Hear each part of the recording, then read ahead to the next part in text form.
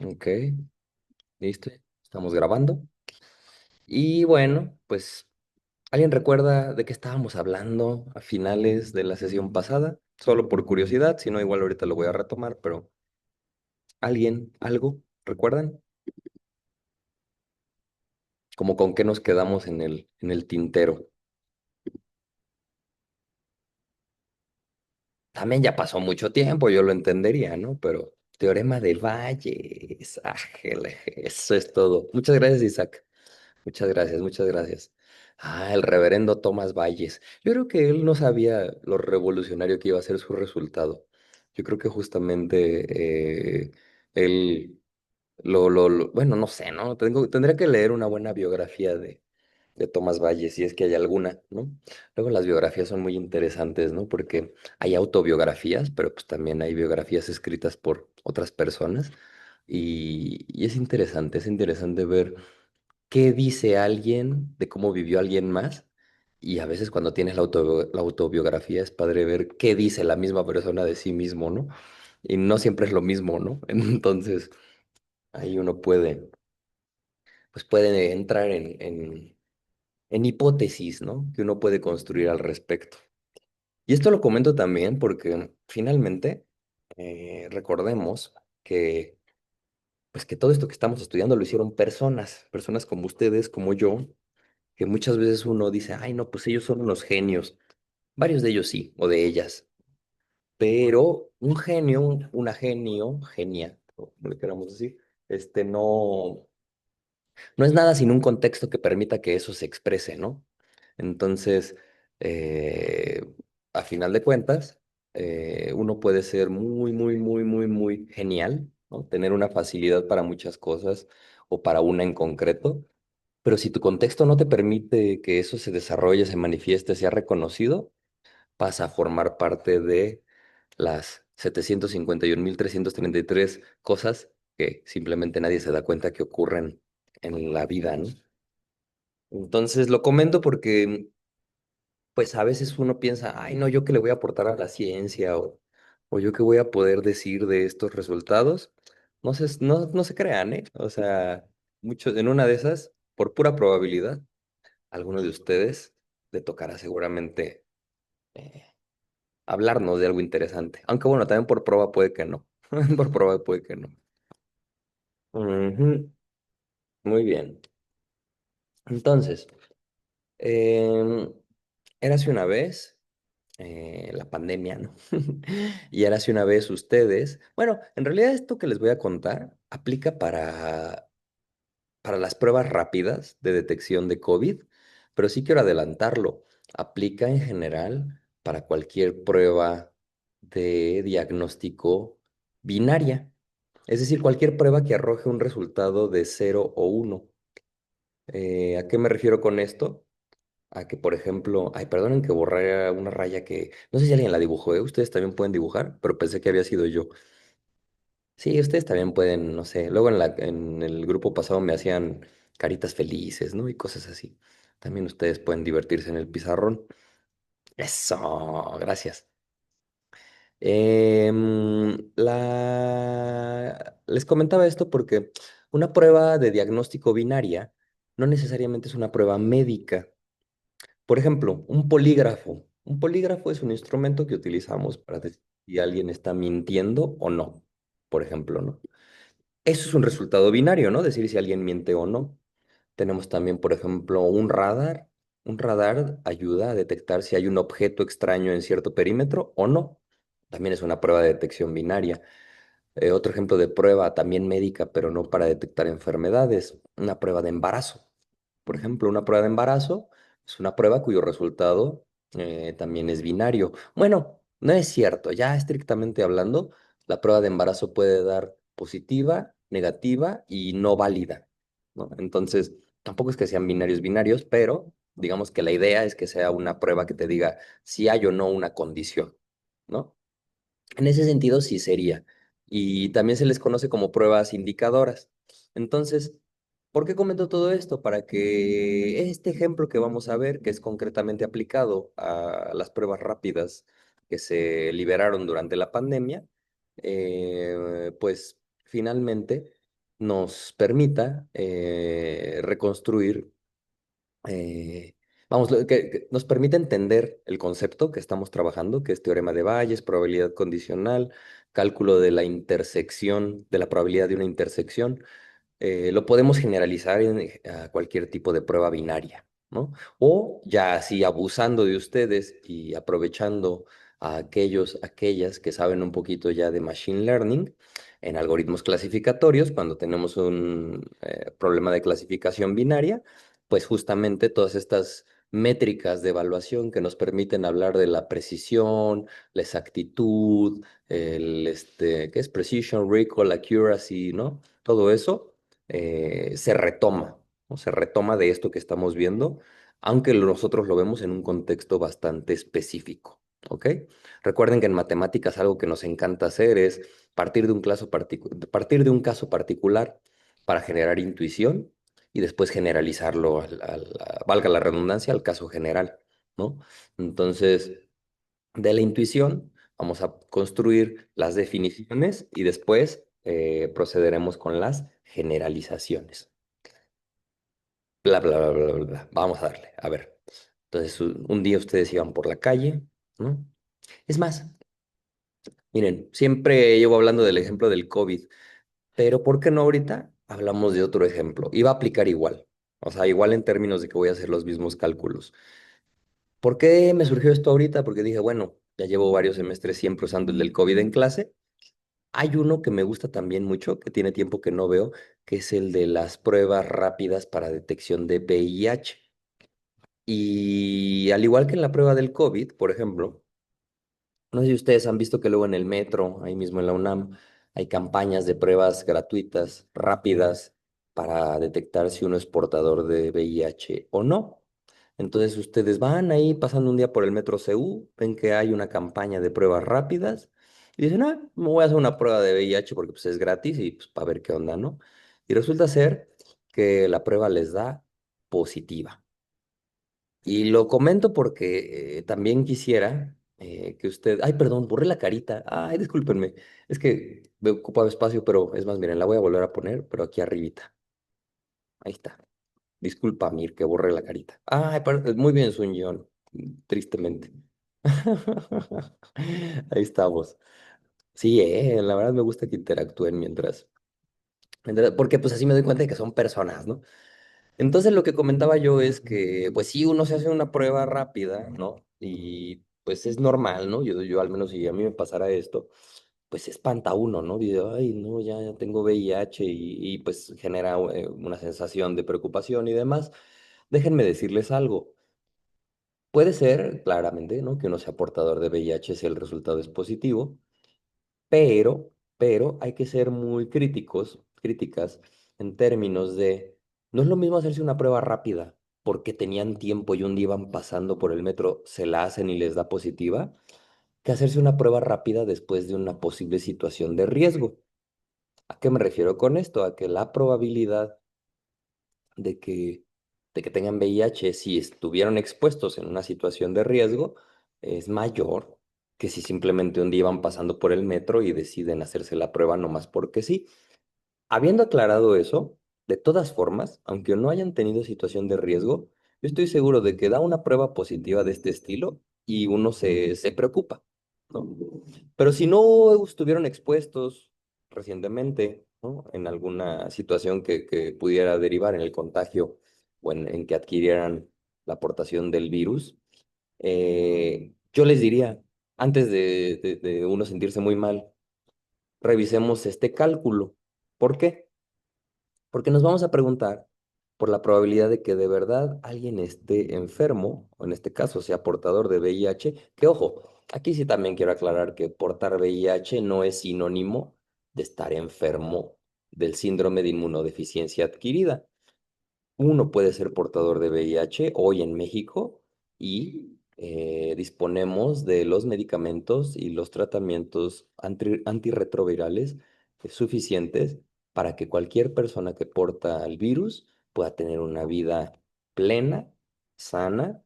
Casi casi que les diría que en los últimos 20 años el tratamiento de la portación de VIH ha evolucionado a tal nivel que es más peligroso desarrollar diabetes y es más probable que uno muera de una diabetes mal cuidada. Bueno, mal cuidado de cualquier cosa, bueno, de una diabetes que vaya avanzando, que de VIH, ¿no? Entonces, el VIH tiene mucho tabú alrededor de su pues sí, de todo lo que genera, de cómo surgió, ¿no? O sea, yo no les voy a contar nada, pero en los setentas, en los ochentas, el VIH pues cobró mucho auge, sobre todo por también estar asociado en gran medida al sexo, vamos, sin muchos rodeos, ¿no? Al sexo entre dos personas del mismo sexo, concretamente hombres por la mecánica de cómo ocurre este encuentro, ¿no? O sea, no es que por ser dos hombres se enfermen más, no, o sea, sí tiene que ver con, bueno, o sea, sí, pero tiene que ver con una cuestión mecánica, una cuestión física, no con una propensión, por así decirlo. Y bueno. Quisiera abrir aquí un poco el debate, la pregunta, ¿no? Creo que estoy con, con gente crítica, gente adulta, con la cual se puede platicar de esto sin muchos tapujos y sin querer herir susceptibilidades, siempre buscando informar. ¿Alguien sabe cuál es el origen del VIH en el ser humano? ¿O han oído hablar de cómo creen que fue? Lo pueden buscar en internet, claramente, pero ¿alguien lo sabe? ¿Lo quiere poner en el chat? ¿De dónde viene el VIH? ¿Cómo el ser humano adquirió el VIH? Los simios. Muy bien, Alejandro. ¿Algún simio en concreto? Muy bien, sí son los simios, pero vamos un poquito más. Chimpancé. Muchísimas gracias, Alejandro. Eso es lo que yo buscaba. Entonces, sí, en efecto, el VIH, al igual que el COVID y al igual que el virus de la gripe y al igual que, híjole, creo que casi cualquier virus que sea famosón, no surge de forma endémica u originaria en la especie humana. El VIH surge bueno, no sé si surge, pero bueno, lo portaban varios grupos de primates, entre ellos el chimpancé y también el mono verde. ¿Por qué les comento esto? Porque hay dos tipos de VIH actualmente diseminados en la especie humana, que son el VIH de tipo uno y el VIH de tipo 2.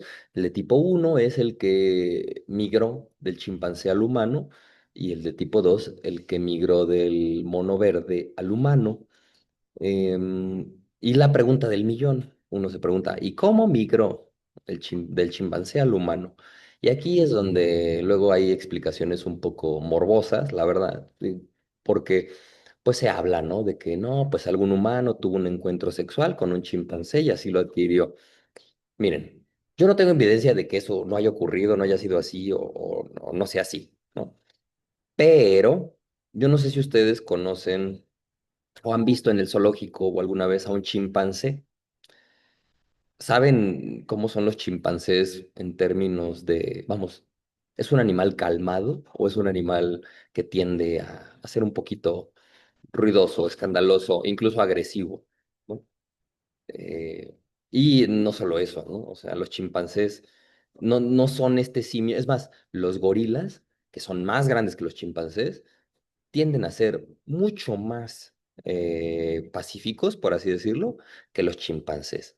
Los chimpancés, digo, ojo, estoy generalizando y estoy hablando de los momentos en los que tienen prácticas violentas, pero los chimpancés, con todo su gran intelecto que tienen, pues son simios bastante inteligentes que podrían rayar en lo que uno denominaría bueno, bastante maquiavélicos, ¿no? O sea, les encanta andar peleándose con otros grupos de chimpancés, cazando a otros chimpancés, a otros monos, y vamos, se portan más como pandillas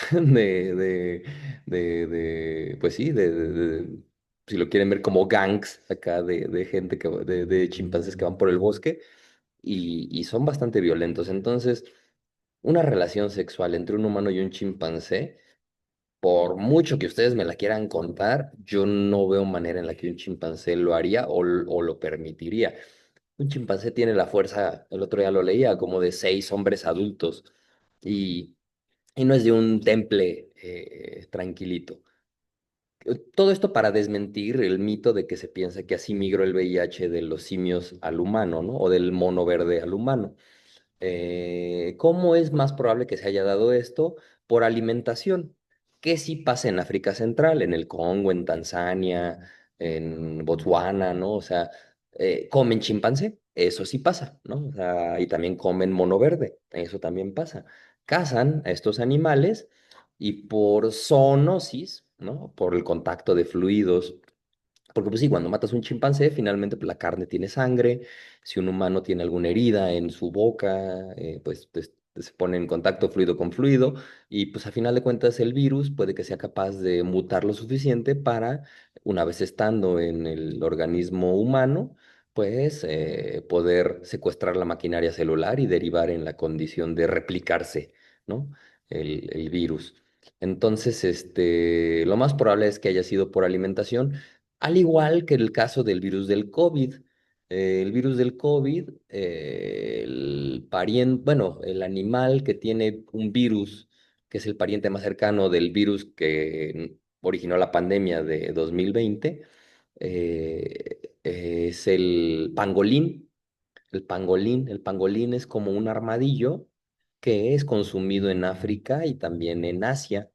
Entonces, lo más probable es que haya sido por alimentación, al igual que con las aves, ¿no? Las influencias, las gripas, son virus que se rastrean originarios al grupo de las aves de corral concretamente, y pues lo más probable es que la zoonosis se haya dado por alimentación. En fin, todo esto alrededor de cómo un virus, ¿no? Hay trabajos muy interesantes. Sus compañeros en semestres pasados se han enfocado a veces en generar, pues, árboles filogenéticos de virus o ciertas cuestiones que ya más adelante les comentaré para ver si a alguno de ustedes les interesa hacer un trabajo relacionado con los virus. Son súper interesantes los virus. A mí me parece uno de los grupos justamente de los seres que no están vivos, porque no son seres vivos. Bueno, no caen dentro de la definición de seres vivos, sin embargo, son todo menos inertes.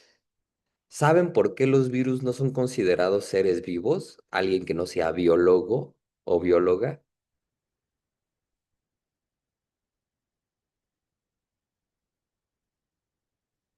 Si saben, lo pueden poner en el chat.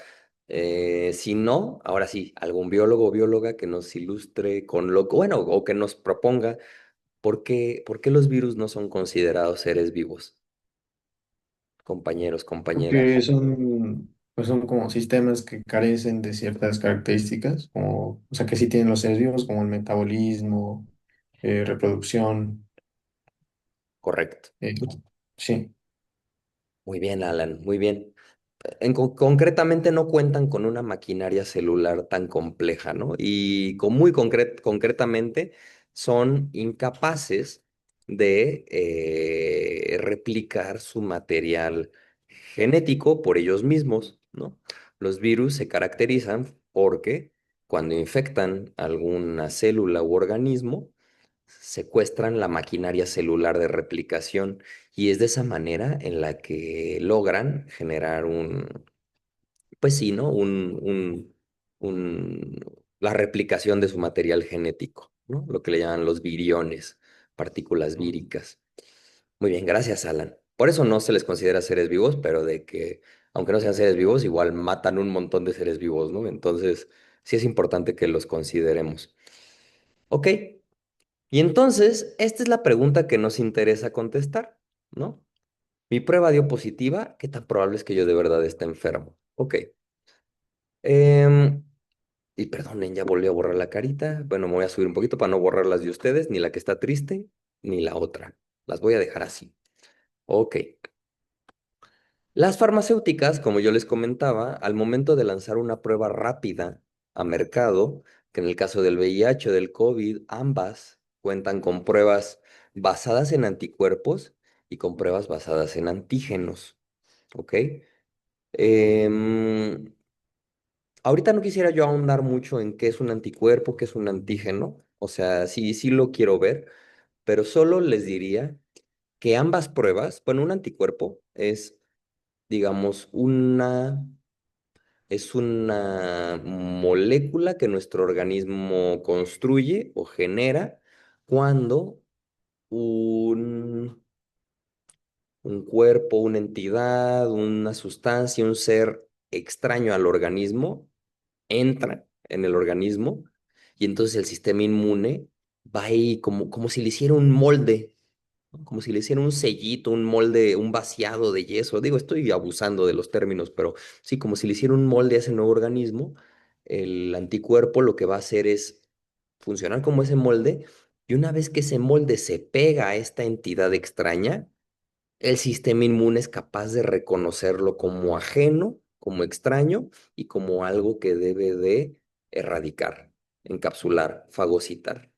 Estoy abusando de la inmunología, pero bueno, es para que me entiendan. Entonces, un anticuerpo lo producimos nosotros, lo produce nuestro sistema inmune cuando nos vemos, por ejemplo, infectados por algo, una bacteria, un virus, ¿no? De hecho, por eso es que las vacunas funcionan porque lo que hacen es brindarnos ya una especie de moldes previos para que cuando llegue la infección no nos tardemos en responder o en identificar a este agente extraño, a este agente externo, posiblemente patógeno, y el sistema inmune sea capaz de erradicarlo, encapsularlo, manejarlo, ¿no? O sea, es muy fregón el sistema inmune, ¿eh? O sea, en realidad las enfermedades nuevas nos matan más por tiempo que porque el sistema inmune no sea capaz, si tuviera el tiempo necesario, de señalizar a estos virus, estas bacterias nuevas y permitir de esa forma que los fagos, los linfocitos, ¿no? Perdón, que los linfocitos, los glóbulos blancos, que no son los únicos, pues, pero para que vean la caricatura, que los glóbulos blancos identifiquen estas entidades señalizadas por anticuerpos y pues sean capaces de neutralizarlos. Em, Antígeno. Un antígeno es como la parte contraria del anticuerpo. Un antígeno es una sustancia, puede ser algo producido por el virus o la misma membrana del virus o la corona del virus en el caso del coronavirus.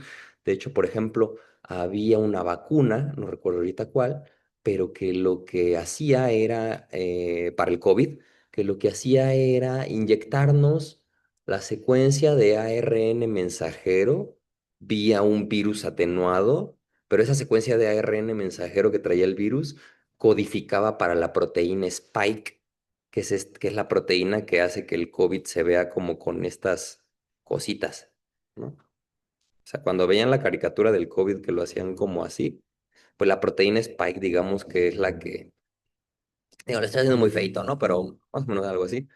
La proteína Spike está en la membrana del virus, bueno, en su parte externa, y funcionaría como una especie de antígeno para que los anticuerpos la reconozcan y sean capaces de neutralizarla.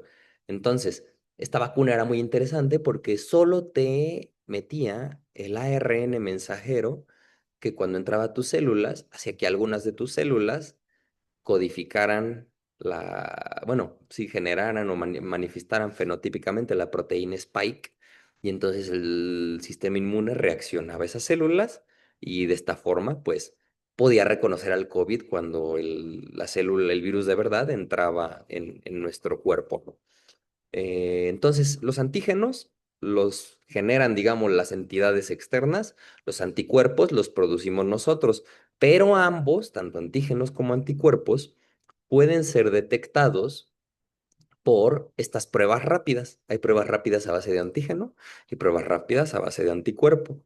Las de a base de anticuerpo se les suele denominar pruebas tipo ELISA, ¿ok? Y estas son las más comunes en la detección rápida de VIH, ¿no? Pruebas tipo ELISA. ¿Qué bronca tienen estas pruebas? Pues sí son rápidas, esa es una gran ventaja, pero detectan de forma indirecta al virus, en este caso, ¿no? ¿Y por qué les digo de forma indirecta? Porque puede que tú tengas los anticuerpos que se generan cuando está presente el virus de inmunodeficiencia humana, el VIH, pero eso no quiere decir que, vamos, necesariamente que sí lo tengas.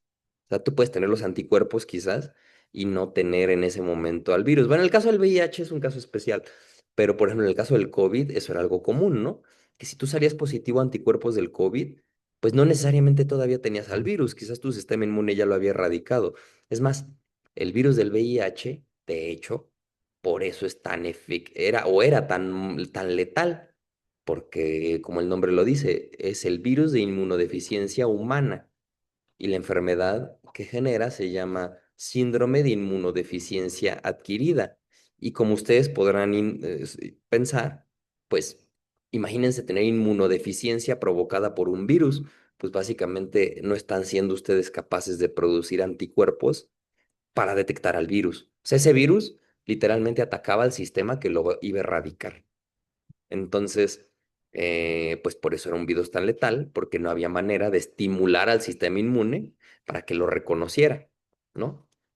Entonces, bueno, eh, pues por eso que como es evidencia indirecta, ¿no? La de los anticuerpos, que las únicas pruebas que son capaces de darnos de verdad evidencia directa de que un patógeno está presente en el organismo es la amplificación vía PCR del material genético de estas entidades infecciosas, ¿ok? Entonces, bueno, por eso las pruebas rápidas, aunque rápidas, que eso es muy útil, tienden a fallar un poco más que el diagnóstico por PCR, por ejemplo, ¿no?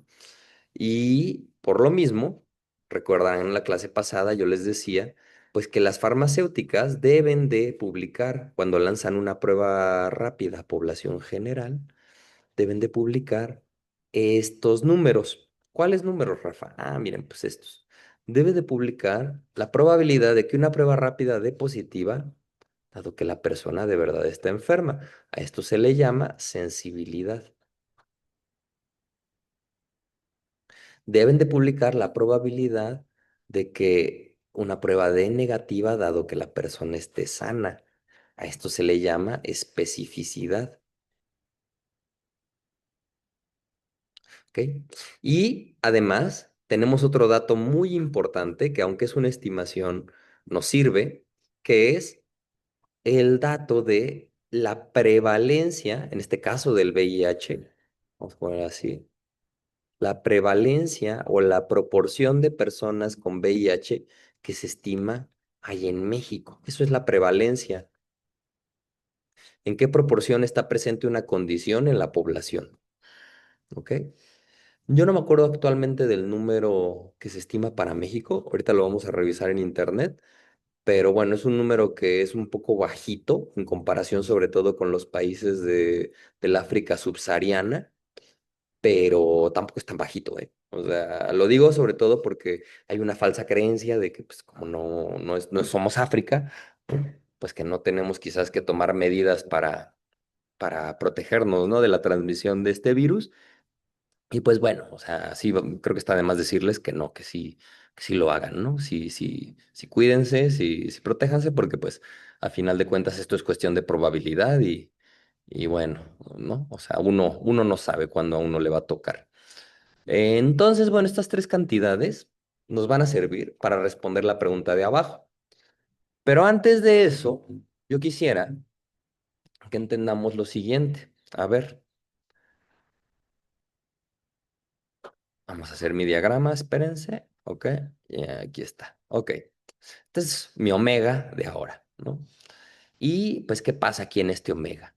Pues resulta ser que en este omega hay pruebas rápidas que dieron negativa y hay pruebas rápidas que dieron positiva. Y también resulta ser que en este omega hay individuos que tienen la condición, es decir, portan VIH, y fuera del círculo, todos aquellos individuos que no portan la condición. ¿Ok? ¿Qué es la probabilidad condicional? Vamos a analizar la sensibilidad primero. Fíjense, bueno, la prevalencia. Si yo me pregunto por la probabilidad de que un individuo en México esté enfermo, o sea, más bien que sea portador de VIH, estoy hablando de la prevalencia, una proporción. Y aquí sí aprovecho para decirles en probabilidad, una proporción puede inducir una probabilidad directamente, ¿no? O sea, toda proporción induce una medida de probabilidad. Entonces, eso grábenselo, ¿no? Recordemos que el área de omega es uno. Entonces, si yo me pregunto por la probabilidad de agarrar a un mexicano al azar y que tenga o porte al VIH, estoy preguntándome por la prevalencia del virus, ¿ok? Y resultará que pues el tamaño de esta bolita de aquí, ¿no? Esta probabilidad, esta prevalencia, vendrá dada por el área o la medida de ese círculo verde, ¿ok? Pero ahora, y ya, ¿no? Este es un número entre cero y uno, es una probabilidad, hasta ahí todo bien. Pero ahora imagínense que yo les digo, oye, Rafa, bueno, les digo a ustedes, oigan, chicos, chicas, ¿y qué pasa si yo les digo, oye, está muy bien eso que me dices, pero ¿qué pasa si ahora yo me pregunto por la probabilidad? Ah, espérenme, vamos a con negrito.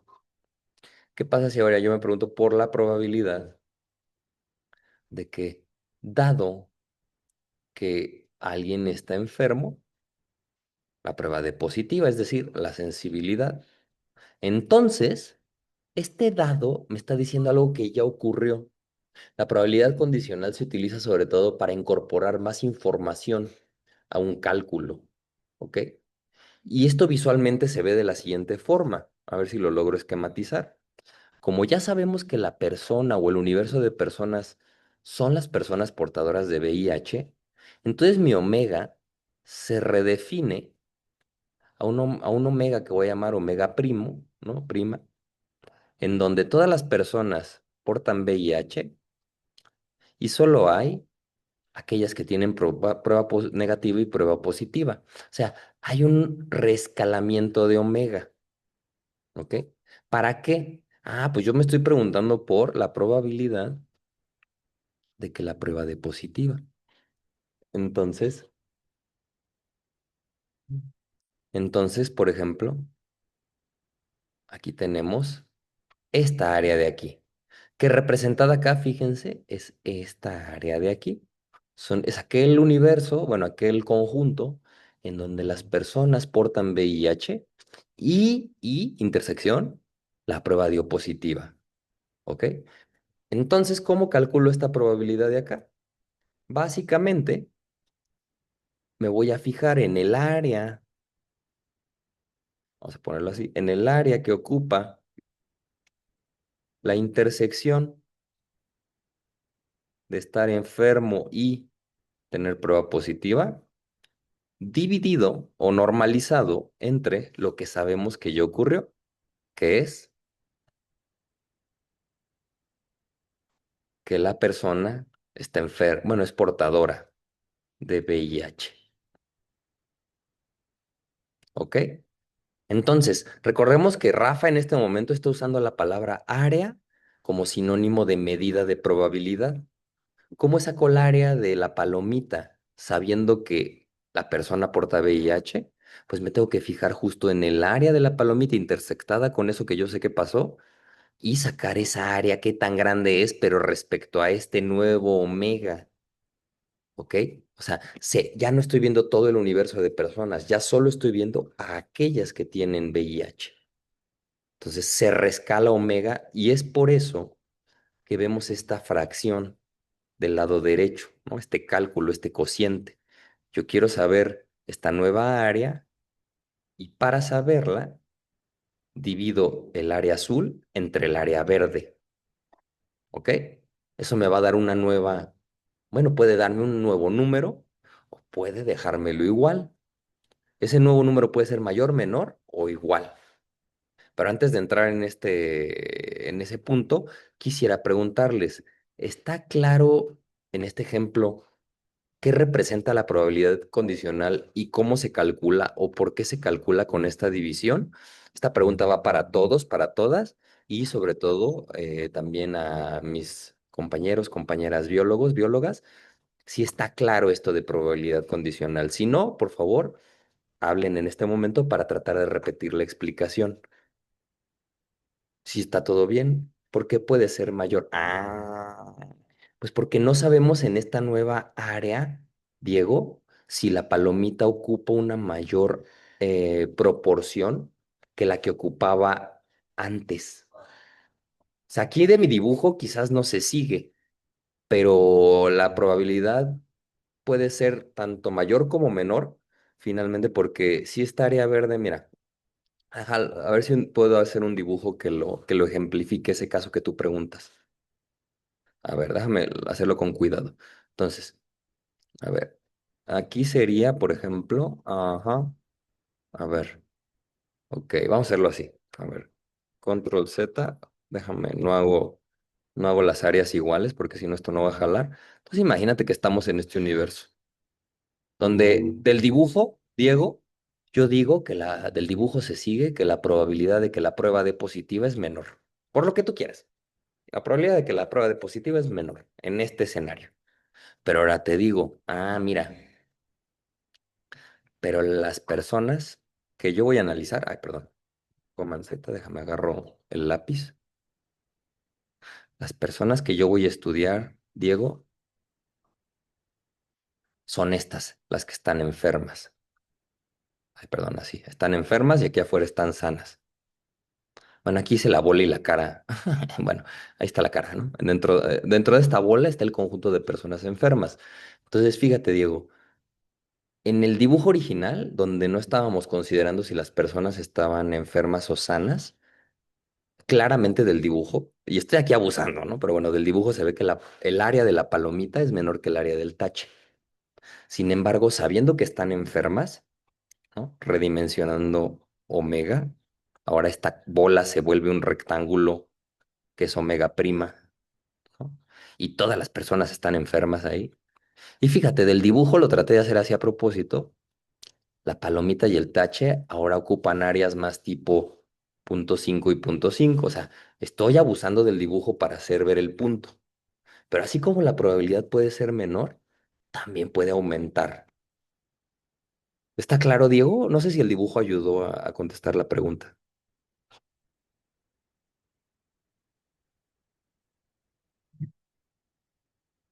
Puede que no.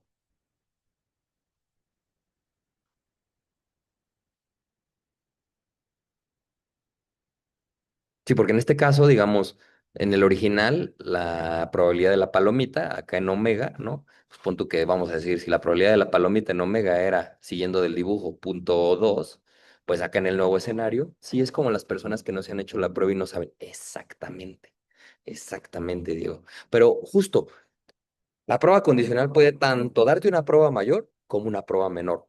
Ojo, Diego, esa pregunta que haces yo entiendo que no se hace a lo tonto. ¿Por qué te digo esto? Porque en mi experiencia, cuando calculo pruebas condicionales, típicamente suele bajar la prueba. Es lo que yo más he observado, pero ojo, eso no quiere decir que no existan casos en donde esta aumenta, ¿ok? Muy bien. En este caso sería la probabilidad de que den positivos dado que están enfermos NICTE. Este diagrama que hicimos acá, lo que ya pasó es que están enfermos. Entonces es la probabilidad de, dado que están enfermos, ¿cuál es la probabilidad de que obtengan prueba positiva?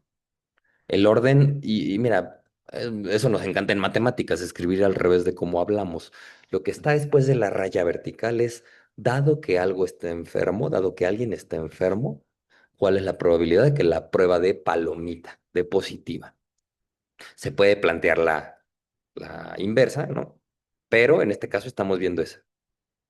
No, no, qué bueno que lo preguntas. ¿Alguien más? ¿Alguien a quien no le haya quedado claro por qué la probabilidad condicional se saca como este cociente?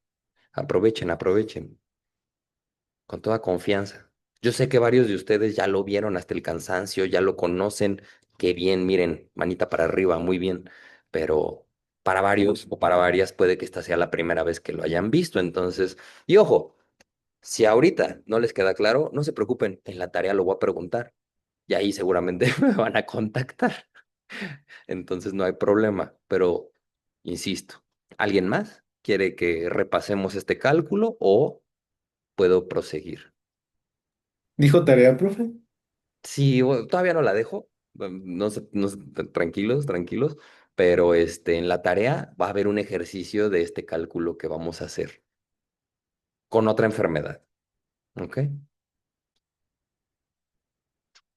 Bueno, si no hay dudas, voy a asumir que está claro el porqué de este cálculo y si surgen después, con toda confianza, me lo pueden volver a preguntar o mandar un mensajito por si no quieren preguntarlo abiertamente. Eso sí les digo, yo creo que esto que hicieron Diego y que hicieron Nicté es muy valioso porque puede que estas preguntas no se les hayan ocurrido a ustedes o no en esa formulación. Entonces, vamos, no hay pregunta tonta. No hay pregunta tonta. Voy a usar otra palabra, ¿no? Pero bueno, tonto es más adecuado, ¿no? Para una grabación de una clase de universidad. Pero yo no me canso de decirles, pregunten, pregunten, pregunten, pregunten, pregunten. No hay pregunta tonta, se vale. Más en esta clase donde somos los profes buena onda. O sea, eso quiere decir, a nadie se le va a humillar, no nos vamos a burlar de ninguna pregunta. Puede que haya algo que dé risa, me explico, pero lo que quiero decir es, no hay mejor manera de aprender que preguntar. Y se los dice alguien que no preguntaba. Entonces, yo ahora que doy clases y digo, no, no, no, no sean como yo, no sufran como yo, pregunten, pregunten. Es la mejor manera de retroalimentarnos. Bueno, entonces, como nadie se manifiesta, voy a proseguir y entonces, pues, qué padre, ¿no? Dice uno, órale, no, pues ya, esta prueba condicional se calcula así, ¿no? Y entonces, veíamos que había tres escenarios, ¿no? A ver, bueno, dos.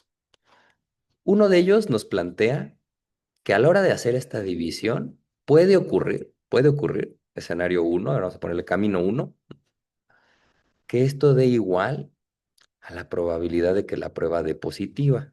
O sea, ¿qué quiere decir esto? Chéquense. Yo les digo, la persona tiene VIH. Dame la probabilidad de que la prueba dé positiva. Ustedes, quién sabe cómo, no hemos visto, pero hacen esta división y resulta que el cálculo les da la misma probabilidad que hubieran calculado sin la información adicional. O sea, yo les di información adicional y ¿qué pasó? Fue irrelevante para el cálculo de la probabilidad de tener una prueba positiva. O sea, que yo les haya dado esa información les sirvió para dos cosas. Para nada, pues para nada, ¿no? Y esto, compañeros, promueve o permite que tengamos un escenario muy bonito, que es el de tener eventos independientes. Es en este momento que vamos a definir a los eventos independientes. ¿Por qué? Porque si pasa esto de arriba, esto que esquematicé aquí, tenemos que podemos hacer lo siguiente. Podemos decir, mira, la prueba de la probabilidad de tener VIH y que la prueba de positiva dividido entre la prevalencia o la probabilidad de tener VIH resulta ser que me da lo mismo que la probabilidad de que la prueba de positiva. De aquí yo puedo hacer el siguiente despeje, que es que la probabilidad de la intersección se puede calcular como el producto de las probabilidades. Solo en el caso en el que la probabilidad no cambia. ¿Ok? Esto de aquí, compañeros, es la definición de eventos independientes. ¿Y por qué son independientes? Pues porque yo les di información adicional y el evento que andábamos analizando, pues le valió queso, ¿no? Esa información adicional no la incorporó. Cuando les pasa esto, pueden ustedes concluir que el tener una prueba positiva es independiente de portar la condición o de presentar la condición. Ojo, si decimos que este evento es independiente de este evento, teorema, el recíproco es verdadero, ¿no? Esto es sí, solo sí, este evento es independiente de este. Traducido a probabilidad, esto, ¿no? Bueno, que esta de acá les va a dar esto de aquí y esta de acá les va a dar esto de aquí, ¿ok? Si ganan independencia en un sentido, la ganan también en el otro, ¿ok? Y esta es la definición de eventos independientes. Ahora, ¿por qué no son lo mismo que los eventos mutuamente excluyentes? Vamos a ver. ¿Cuál es la probabilidad de que un bebé sea de sexo masculino dado que el bebé es de sexo femenino? Pues vamos al cálculo, ¿no? A ver. Es la intersección dividido entre lo que sabemos que ya ocurrió, que sería la probabilidad de que el bebé sea de sexo femenino. Lo de abajo es más o menos 0,5, eso ya ustedes lo saben, pero lo de arriba, ¿cuánto mide? ¿Cuánto vale la probabilidad del evento que el bebé tiene sexo masculino y sexo femenino? Alguien póngalo en el chat o me elijo un voluntario o voluntaria obligatorio, por favor. ¿Cuánto mide la probabilidad de esto de acá arriba? Recordemos que eran eventos mutuamente excluyentes. Cero. Eso es todo, Nicte. Muchas gracias. Muy bien. Muy bien. Este es el vacío, ¿no? Entonces, fíjense, la probabilidad de que el bebé sea de sexo masculino, dado que el bebé fue de sexo femenino, es un cero. La probabilidad decreció, ¿no? Porque la probabilidad de que el bebé fuera de sexo masculino originalmente era de 0,5. Sabiendo que es de sexo femenino, baja a cero. Obvio, dirían, ay, sí, ¿no? Qué obvio. Pues no, no es obvio. Porque me canso de todos los semestres tener siempre el caso de alguien que nomás no le queda claro que los eventos independientes y los eventos mutuamente excluyentes no son lo mismo. Aquí está el ejemplo. Los eventos mutuamente excluyentes no solo son, no solo no son independientes, son bien dependientes, son súper dependientes. ¿Ok? Muy bien, Nicte, gracias. Y si alguien más tiene dudas de dónde salió ese cero, lo puede preguntar sin ningún tema, ¿eh? Ok, entonces, eh, vamos ahora aquí abajito, ¿no?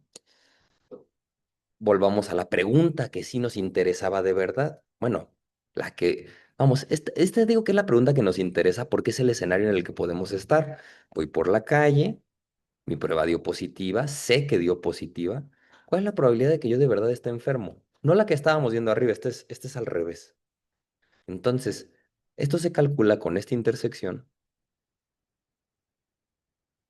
dividido entre lo que sabemos que ya pasó. ¿Ok?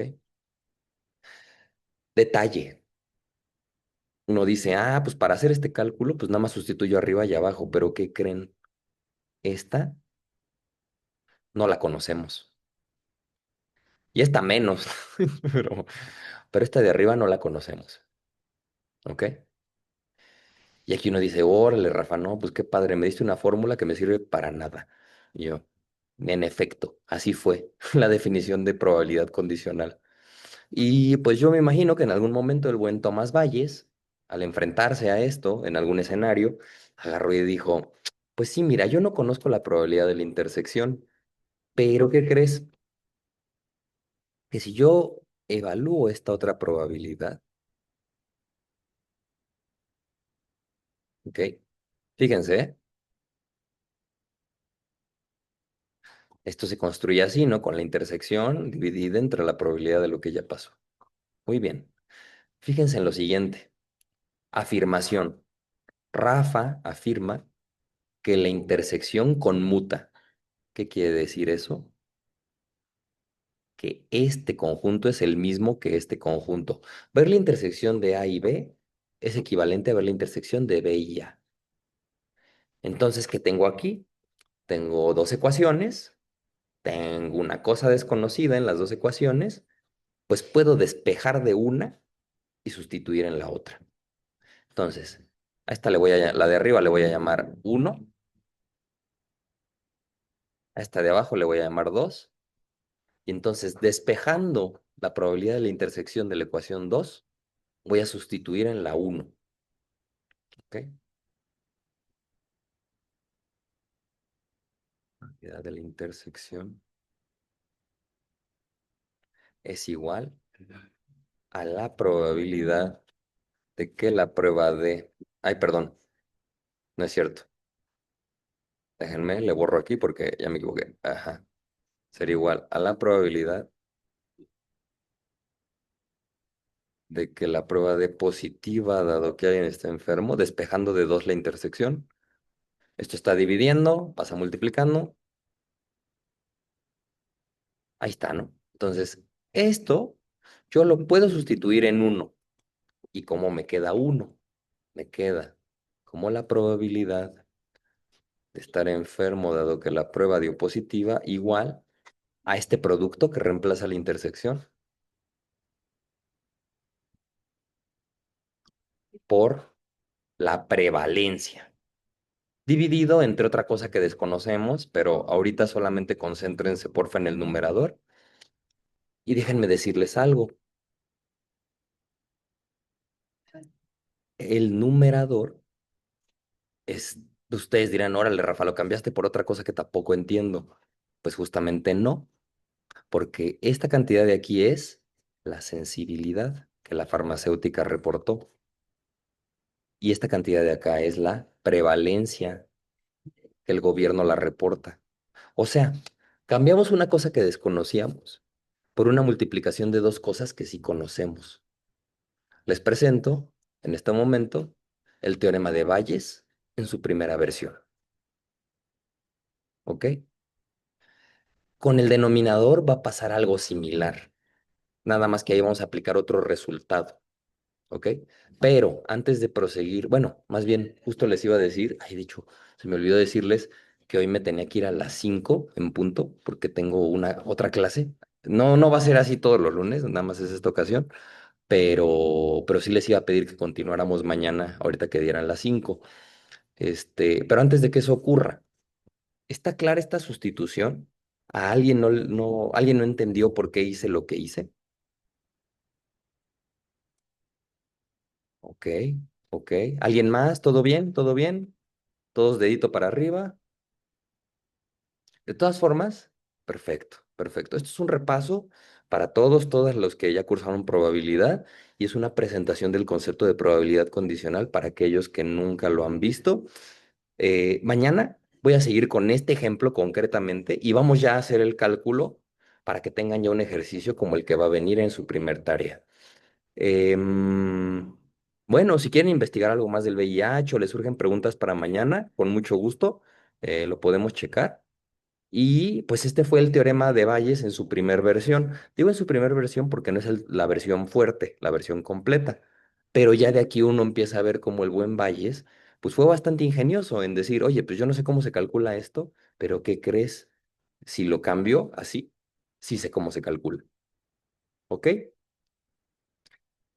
Y bueno, si no hay dudas, preguntas, comentarios, sugerencias o alguien quiere expresar algo, les diría que lo dejemos hoy hasta aquí y mañana a las 5:30 continuamos con este tema.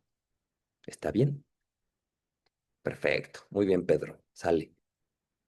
Bueno, pues vayan, disfruten su tarde, no se espanten si su prueba da positiva, hagan el cálculo, van a ver que probablemente no tengan, pues, pero bueno, sale, vale. Pues cuídense mucho. Nos vemos mañana. Gracias a ustedes. Gracias, profe. Hasta luego. Hasta luego, hasta luego. Cuídense.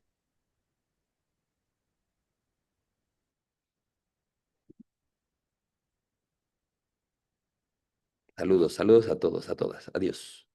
Gracias a ustedes.